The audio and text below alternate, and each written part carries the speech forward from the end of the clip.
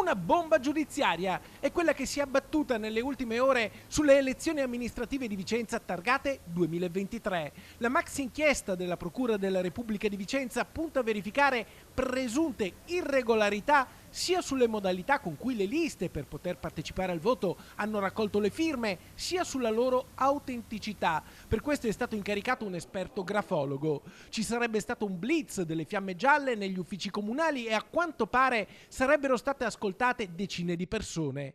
Le contestazioni, tutte da dimostrare, coinvolgono liste elettorali sia di centrodestra che di centrosinistra che si sono presentate alle ultime elezioni.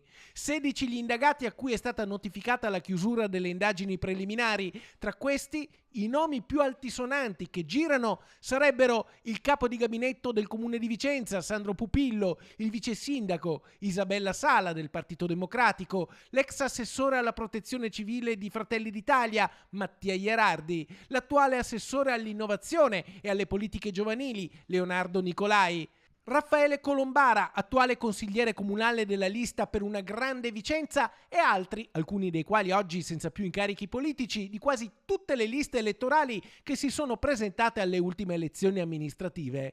Adesso toccherà a loro far valere le proprie ragioni. Oggi, intanto, bocche cucite. Da noi contattati, gli indagati hanno preferito non rilasciare dichiarazioni. Ci si domanda ora se possano esserci ricadute sulle liste che compongono l'attuale Consiglio Comunale. Se così fosse, sarà un vero e proprio terremoto politico.